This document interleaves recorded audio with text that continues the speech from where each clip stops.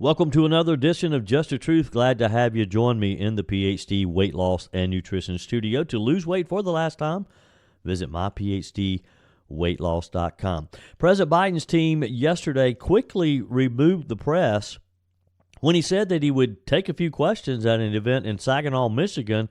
Social media users blasted the incredible scene. You're not going to believe this one. Florida Judge Cannon denies President Trump's motion for dismissal on unconstitutional vagueness. We'll give you the details on the latest in this case. And the disgraced former U.S. attorney from Massachusetts, nominated by President Joe Biden, has had her law license suspended less than a year after she resigned her position amid a lengthy DOJ investigation. This is another real winner in the Biden administration. The father of a Michigan high school shooter was found guilty of involuntary manslaughter yesterday, a second conviction against the teenager's parents. His mom was convicted last month, who were accused of failing to secure a gun at home and doing nothing to address acute signs of his mental turmoil. Is this a trend that parents are going to start being held responsible, criminally responsible, for their children's actions? And Vice President Kamala Harris is believed to have made history again yesterday. What did she do this time? Stick around. I'll give you all the details. I told you we'd be back. And ye shall know the truth, and the truth shall make you free. It's Joey Hudson. On our guest line this morning, Senator Tim Scott. Thank you for listening to one of the best radio shows. Joey, God bless your leadership. Joey, congratulations on your new show. I just wanted to let you know that I always appreciate your perspective and your common sense approach to the issues. You know what? If people like you keep telling us the truth, believe me, we're paying close attention. Let your voice be heard. And the truth shall set you free. Here's Joey Hudson. Now, this was a bit embarrassing for Joe Biden's team yesterday as they quickly removed the press when he was heard standing on the porch. This was in Saginaw, Michigan.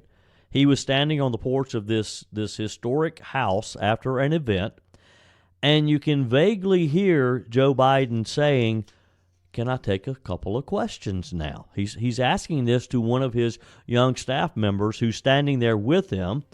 She seems to say, okay, we're going to take a couple questions now, when suddenly the other 20-something-year-olds who are on the evidently part of the president's campaign staff start quickly ushering the press back to their cars. It was the most amazing scene I have ever seen. Biden was visiting Saginaw to push for his reelection campaign, of course. He was speaking to volunteers supporting his bid to remain in his job. The trip included a visit to this 131-year-old Victorian mansion owned by members of the Saginaw City Council and Saginaw Public Schools Board of Education. At the mansion, again, you see Biden standing on the porch with his back to members of the press, but he could be heard saying, "Can I take a couple of questions?" He was asking that of one of his young staff members. You can see her face, you can hear her, you can read her lips saying, yeah, we're going to take a few questions now, upon which other staff members who are off of the porch, down the steps, start yelling at the press gaggle, saying, thank you, back to your cars, back to your cars. Listen to this for yourself. We're going to take a few questions. Thank you, press. Thank you so much. Back in the vehicles. Back to the cars. Thank you. Back to the cars. We're happy to watch press. Vehicles are this way. Thank you. All good. Thank you so much. Thank you. We gotta go. Now, you can also see the video. If you'd like to see the video, I have that posted on my YouTube channel. Just search for Joey Hudson on YouTube, and I've also posted it on Facebook. Again, search for Joey Hudson, and on Instagram as well. It's pretty incredible. It's one thing to hear it. To watch it is even more incredible. Contributing editor to The Spectator, Stephen Miller, reacted, calling it an amazing clip. Miller said, "We're going to take a few questions, not in front of the journalists. Back to the cars, guys." The moment Biden suggests taking a few questions, his handlers come flying in like Secret Service agents, taking a bullet, yelling at the press, "Get back in your cars."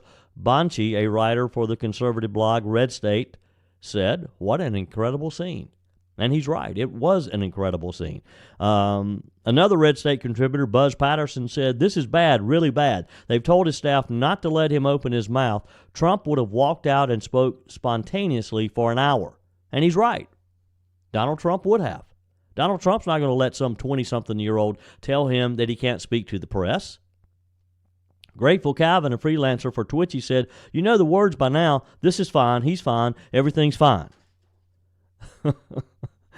Again, you got to watch this for yourself. Sometime in the next couple of days, just go to YouTube, search Joey Hudson. You'll find it on my YouTube page. And it's short and sweet. You got to see how this unfolded and how these young 20-somethings, and look, I'm not insulting 20-somethings, but in this case, he's an 80-year-old man. He's leader of the free world. He's the president of the United States, supposedly the most powerful person in the world. And he has to ask someone, "Can I take a few questions now?" And they shout him down. His Saginaw trip came after he made stops in Wisconsin and Pennsylvania this week, again, trying to build the momentum after his State of the Union kind of flopped. He came across as an angry old man. Wisconsin, Pennsylvania, these states are collectively known as the Blue Wall because of their historic support for Democrats, particularly in presidential campaign years. Biden stopped in Milwaukee to promote his infrastructure advancements to voters, to try to convince them that he's improved their quality of life. He announced $3.3 billion for infrastructure projects in disadvantaged communities, including $36 million to reconnect parts of Milwaukee's 6th Street, which has been divided by highway construction back in the 1960s. You know that story, of course. Back in the 60s, in a lot of areas, it was a real civil rights protest when the government would come through and put a interstate through a community. And if it was a black community, then they considered it racist that they had divided this community. So in this case, Joe Biden's going to try to reconnect them. The money comes from the bipartisan infrastructure law that Biden signed in the first year of his presidency. Meanwhile, U.S. District Judge Eileen Cannon yesterday dismissed former President Trump's motion to dismiss charges of retaining classified documents on the grounds of unconstitutional vagueness. This is only one of the two motions from Trump's legal team. The judge has not ruled on the other motion to dismiss based on the Presidential Records Act. Defense attorney Todd Blanche argued earlier that the Trump position is that the PRA gives the president the authority to retain documents as he sees fit and essentially take them home or out of the White House, and if that's accurate, that alone is fatal to special counsel Jack Smith's indictment. That would blow his case up instantly. Blanche added that the PRA was passed in the late 70s and that nothing in the statute says anything about documents with markings or anything that gives the National Archives and Records Administration the ability to challenge the president's decision, saying presidents since George Washington have taken materials out of the White House. Team Trump also points out often that then President Trump caused these boxes to be moved while he was still president, and that this is the first time that NARA has challenged a decision made by a president about which documents are personal versus presidential. They claim NARA only took this action because the president in question was, of course, Donald Trump. Judge Cannon told Blanche, all that might be right, but I don't see how it leads to a dismissal of the indictment, maybe a defense at trial, she said. Blanche replied that this was a proper avenue for a dismissal because of the government and must prove that the possession of the documents was unauthorized. However, Judge Cannon seemed to double down, saying that the arguments might have some force at trial, but it's hard to see how it gets you to a dismissal, she argued. Blanche replied that it was up to Congress to change the law. That's what's supposed to happen. DOJ can't just decide what is personal versus presidential, he said. We don't have a lot of case law on this because this has never happened before, he added. Judge Cannon at one point said, correct, the seizure of a president's records was seen to be an extraordinary act. Blanche also pointed out that in the aftermath of the Clinton presidency, quote, President Clinton hid tapes in his socks and NARA said there was nothing they could do about it.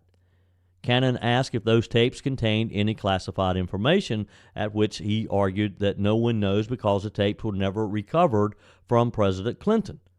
They can't have it both ways, Blanche argued. No effort to investigate whether there was national defense information in President Clinton's socks, but still referring the Trump matter to the DOJ for a potential criminal prosecution. DOJ prosecutor David Harbach told Cannon that the documents seized at Mar-a-Lago were not personal, nowhere close to that. The only inference is that they were presidential, not personal. Harbach also went back to one of Cannon's questions to the defense. Our view is that President Trump's position would completely gut the PRA.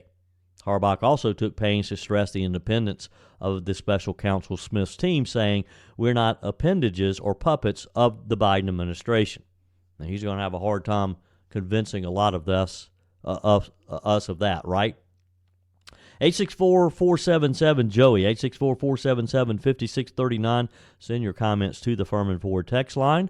You can leave a quick voice message. Emails always welcome, joey@joeyhudson.com. So another one of the Biden standouts, Rachel Rollins this time, the disgraced former U.S. attorney for Massachusetts who Joe Biden nominated, has had her law license suspended less than a year after resigning from her position amid a lengthy investigation by DOJ. At least you have to give DOJ credit, I guess, that they did, in fact, investigate this lady.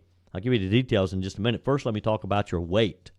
Do you need to lose a few extra pounds as we head into the summer? Do you love these warm afternoons and the days are longer?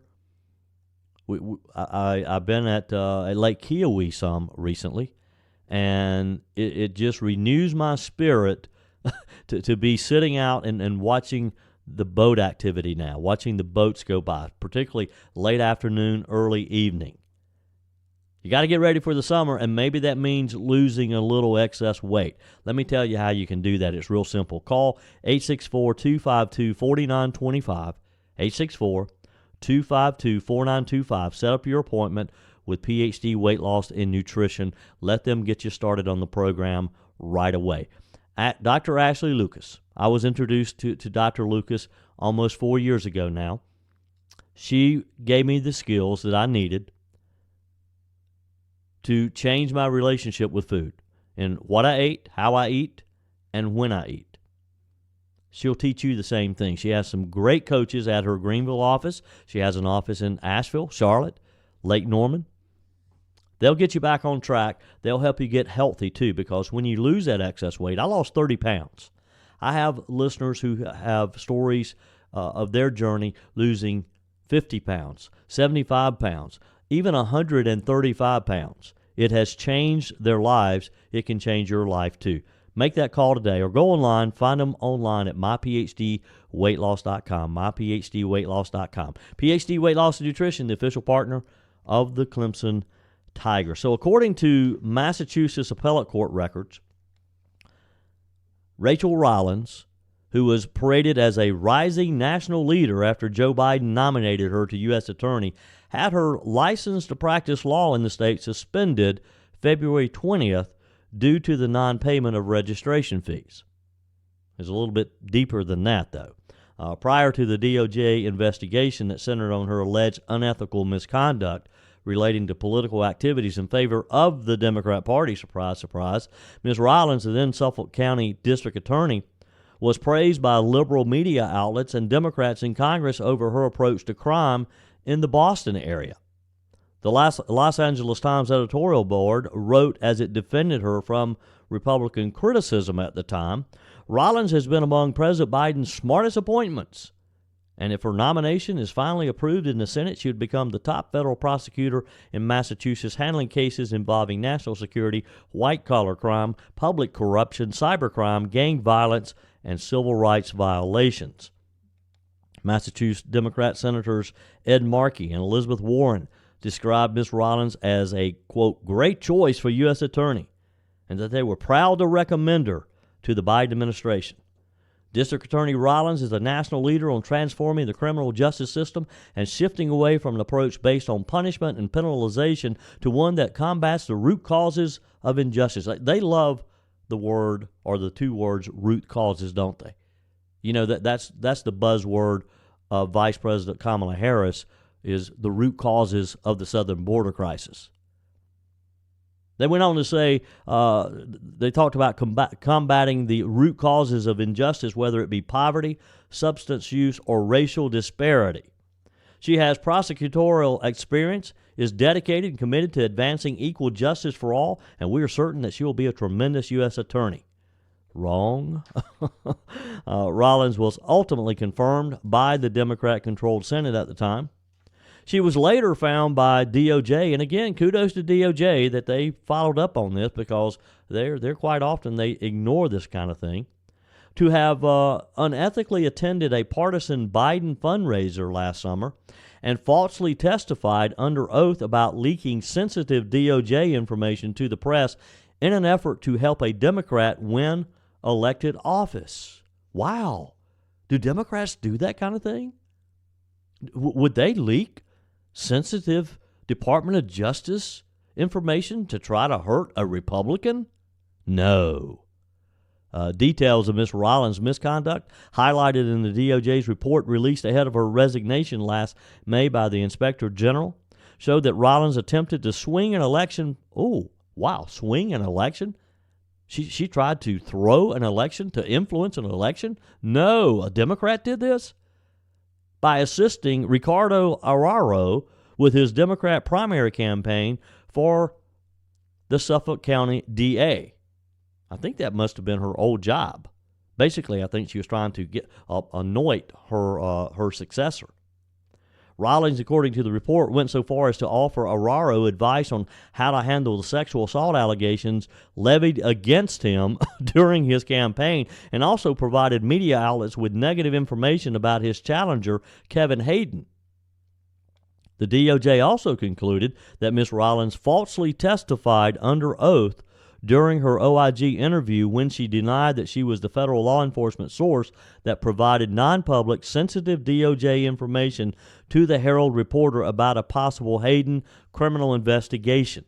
See, no one knew that there was a potential investigation, but she leaked this information to try to influence this campaign. Rollins later admitted to being the source after she produced relevant text messages which definitively showed that Rollins had indeed been a source for the reporter and had disclosed to him the internal DOJ recusal memorandum quoted in the story, according to the DOJ's report. The report also found that Ms. Rollins, despite ethics advice not to, attended a Biden fundraiser the year prior that included an appearance by First Lady Jill Biden. She won't be practicing law anymore. 864-477-JOEY, 864-477-5639. Your comments are welcome on the Firmin Ford text line. The father of a Michigan high school shooter has been found guilty of involuntary manslaughter, a second conviction against the teenager's parents who were accused of failing to secure a gun at home and doing nothing to address acute signs of his mental distress. Details on this in just a moment. Portions of today's show brought to you by Firmin Ford. If you're looking for a new vehicle or maybe a pre-owned vehicle that you can trust, head over to Lawrence to Firmin Ford. I love doing business with local businesses like Firmin Ford. Locally owned, family operated. Their name is on the sign because their name is on the line. And the Firmins, Jim Firmin, Matthew Firmin, they take this very seriously. So when it comes to getting your next vehicle, let me ask you to choose Firmin Ford in Lawrence. They do business the right way. Give them a call, stop in, send them an email, and you'll always have access to a member of the Firmin family. They'll help you navigate some of their great deals on the selection of pre-owned vehicles. You can find those online at firminford.com on their new vehicle inventory. And boy, do they have a great inventory. I was over there just last week talking with Jim Firmin, and they have more vehicles on the lot than I have seen in a couple of years. Firminford.com, you can search all the inventory right there. Firminford.com. Be sure and let them know that you listen to Just the Truth. So this jury verdict in Michigan means that James Crumbley has now joined his wife, Jennifer Crumbley, as a cause of the killing of 4 students at Oxford High School in 2021, even without pulling the trigger. They had separate trials as the first U.S. parents to be charged in a mass school shooting committed by their child, according to the AP. Jennifer Crumbley was convicted of involuntary manslaughter just last month. So here's what happened. Ethan Crumbley, their son, took a gun from home, killed 4 students at his school on November 30th, 2021. During a 5-day trial, prosecutors showed that the gun was not safely secured at the Crumbley home. While Michigan doesn't have a storage law, or they didn't have one at the time, they have since changed it, James Crumbley had a, quote, legal duty to protect others from possible harm by his son, according to prosecutor Karen McDonald during closing arguments. The case, she said, was about more than just access to a gun. The teenager's mental state was slipping on the day of the shooting. He made a drawing of a gun and a wounded man on a math assignment and added, "The thoughts won't stop. Help me. Blood everywhere. The world is dead." But his parents, according to the report, declined to take Ethan. He's 15 years old. They declined to take him home following a brief meeting at the school, accepting only a list of mental health providers as they returned to work that day.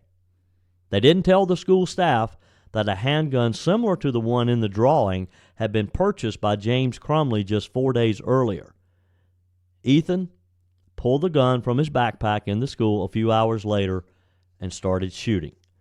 No one had checked the bag. The Oxford victims were Justin Schilling, 17 years old, Madison Baldwin, 17 years old, Hannah St. Juliana, 14, and Tate Myrie, 16. Did the jury get this right? Should these parents have been held responsible for their son, their 15-year-old son, shooting and killing, taking these 4 lives at his school that day? Comments are welcome on the Firmin Ford text line, 864-477-5639. On the Firmin Ford text line today, Christy says, cake at the door, chocolate cake, lemon bars, and chocolate chip coconut something, sweet tooth satisfied. Christy, I challenged you guys in yesterday's episode. If you missed it, go back and listen to episode 101. I challenged you to watch the video that I had posted on my YouTube channel and tell me what I was doing, and there might be a little something involved. Well, Christy is the winner of the contest. She saw the video either on my YouTube channel or on Facebook and described exactly what happened. And boy, that chocolate cake was good. This was during my weekend visit to New York just recently. And my friend Mike Gallagher, knowing my sweet tooth, had delivered some chocolate cake, lemon bars, and chocolate chip coconut squares to Peg and my room that night. So, Christy, I'm going to be sending you a little package in the mail. Faye writes on the Firmin Ford text line, Joey, Schumer has never made a speech about how we need to close our borders, but he had no problem telling Israel what they need to do. He really has a lot of nerve. Sure hope Netanyahu tells him what he can do with his speech, and I believe that will happen. Between turning our backs on Israel and killing our babies, I'm not sure God will continue to keep in his hand protecting us, but I pray that he will. Thank you, Faye, and you're right. I don't think Benjamin Netanyahu cares one iota what Chuck Schumer is saying. And in Schumer's statement yesterday, he claimed that a majority of the Israeli people agreed with him. Well, I was just in Israel 2 weeks ago.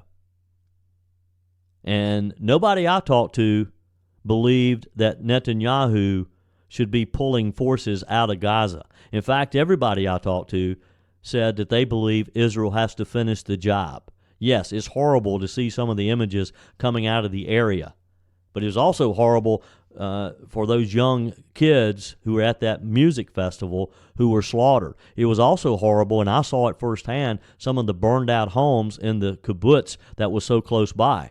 I saw the home of a 90-plus-year-old man. He was killed, his caretaker kidnapped, and his home burned to the ground. I saw the home of a family, a young family, husband, wife, and child. The husband is still being held hostage. Fortunately, the terrorists released the mom and the child. Their home is burned out. So don't tell me, Chucky Schumer, that all the Israelis agree with you and that they need to back down. They want to finish the job so that they never have to deal with this again. On the Firmin Ford text line, Ray says, hello, Joey. The California power plan sounds a lot like from each according to his ability to each according to his need. Reminds me of what Marx said was the definition of communism. Can you say the People's Democratic Republic of California? This again in reference to a story I spoke about in yesterday's episode. Again, if you missed it, go back to episode 101, California's new plan for electricity. Get ready, if you didn't hear me. They're going to start charging or requiring the electrical providers to charge not based on the amount of electricity that is used, but based on your ability to pay, based on your income. Now, one of the big questions I raised is, how are they going to know what your income is? I mean, that'd be kind of like you sending Duke Energy, and not to pick on Duke Energy, I'll look across the lake at them all the time, but that'd be like you having to turn over your income to Duke Energy so they could decide how much they were going to charge you for your electricity. That's just how crazy California, and this is Governor Gavin Newsom.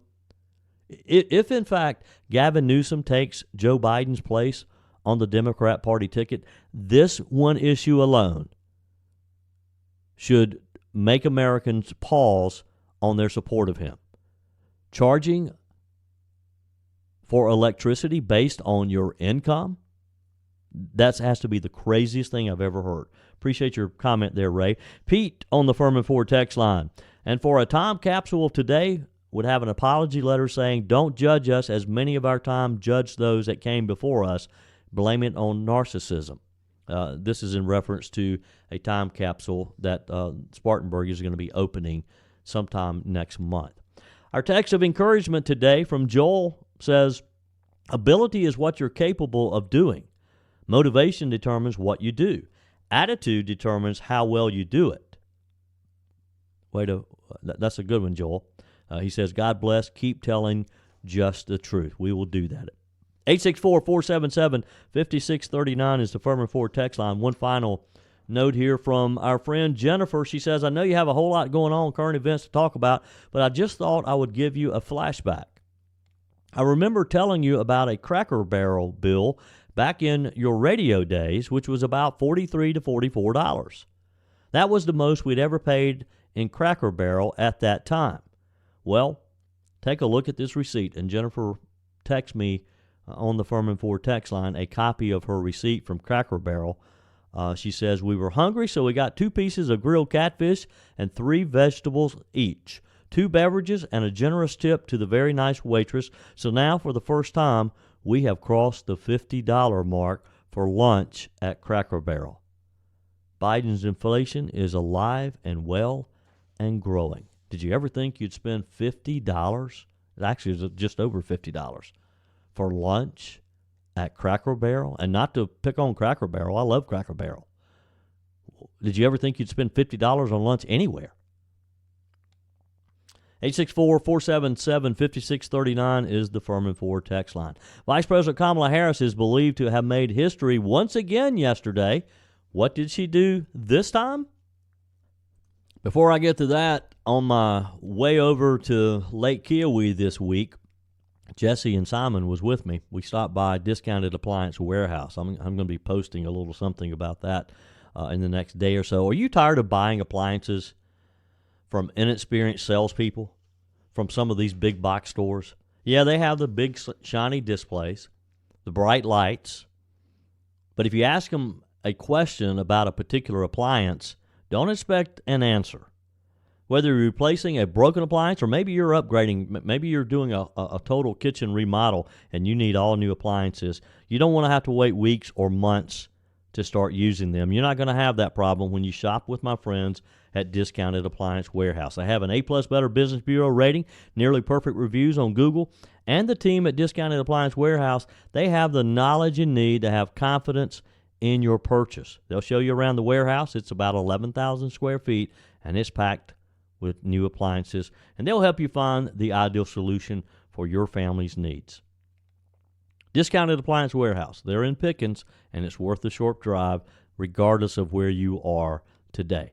Find them online as well at dawpickens.com, dawpickens.com. So this kind of sums up the Biden administration for you, and Kamala Harris. The vice president went to a Planned Parenthood clinic in Minnesota yesterday, the first time a sitting U.S. president or vice president is believed to have visited an abortion provider. Let that sink in for a moment. Yes, she's the first female vice president. And now she's the first vice president to visit and celebrate an abortion clinic. This visit was part of Harris's efforts to highlight an issue the campaign believes will galvanize moderate voters in November. It's part of their strategy. The vice president traveled to Minnesota for the sixth stop on her Fight for Reproductive Freedoms tour. She toured the Planned Parenthood facility.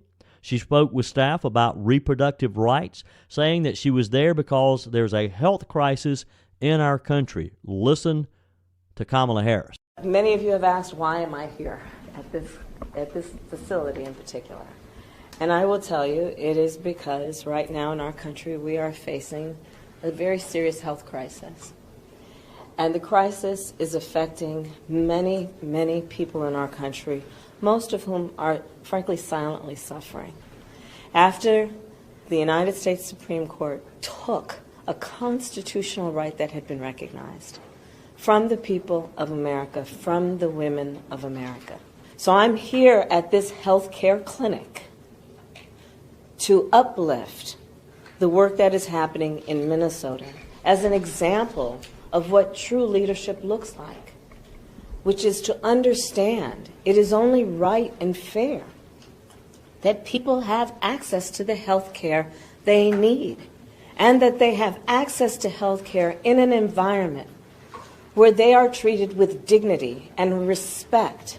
In this environment, these attacks against an individual's right to make decisions about their own body are outrageous and in many instances just plain old immoral. How dare these elected leaders believe they are in a better position to tell women what they need, to tell women what is in their best interest.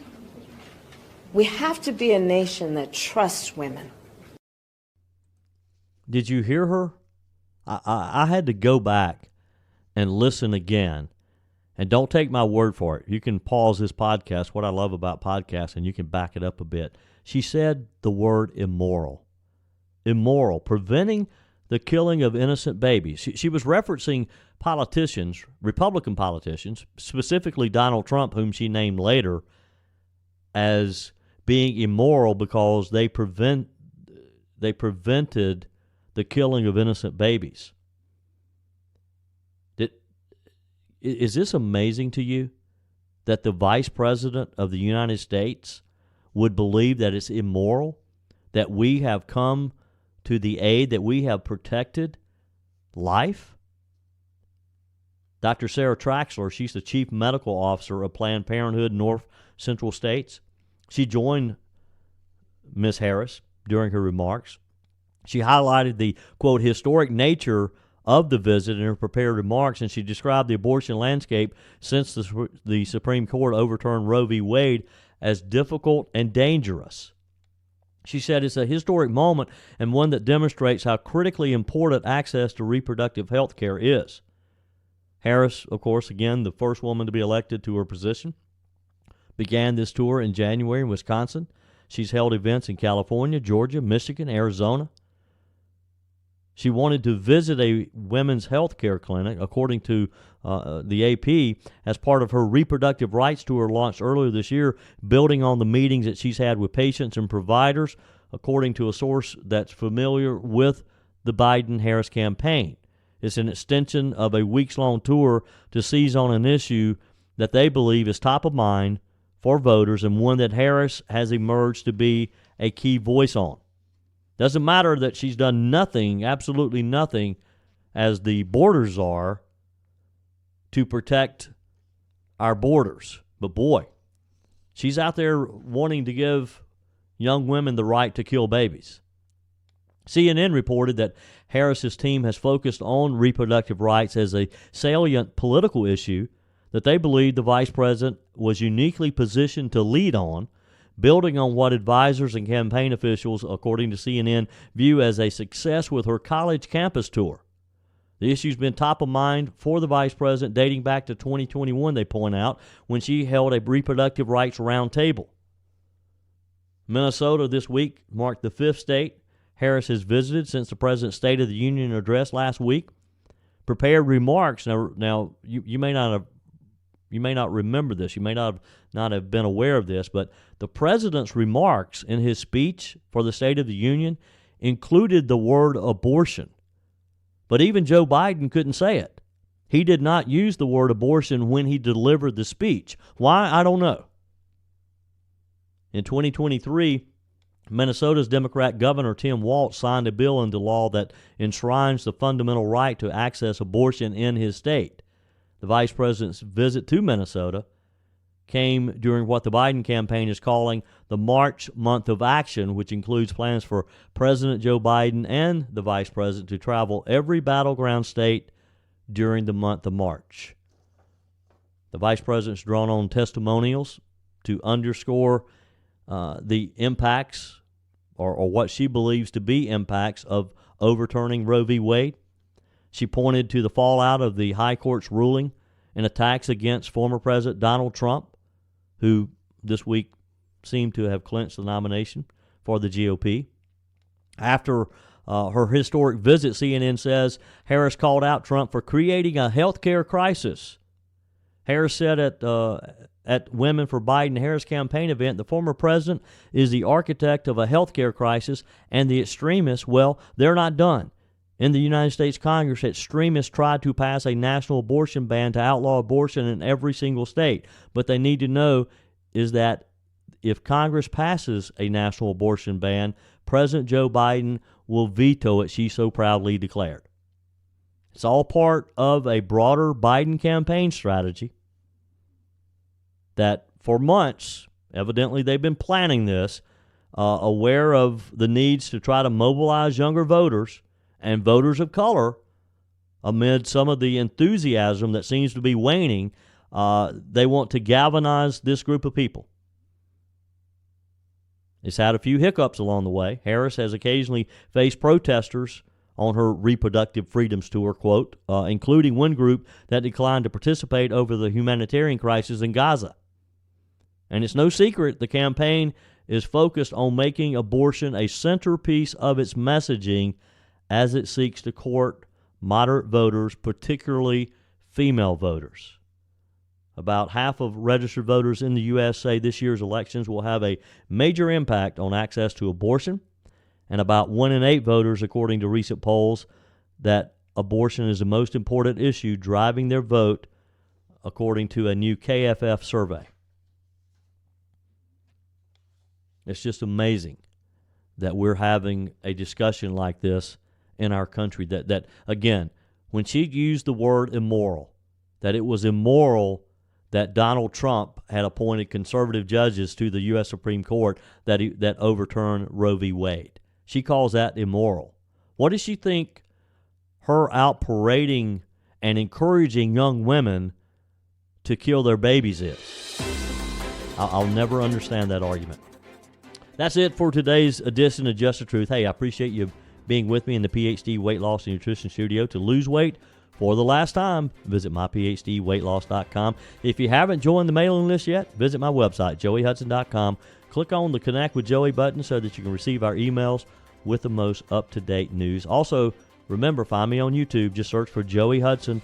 Be sure and subscribe to my channel. And check out this latest video of Joe Biden literally being denied his his desire to answer a couple of questions. You got to see this for yourself. Just go to YouTube, search for Joey Hudson. Keep those comments coming on the Firmin Ford text line, 864-477-JOEY. Leave a voice message as well. Emails, joey@joeyhudson.com. Appreciate you spending a few minutes of your day with me. Remember, folks, God's got this. He's still in control.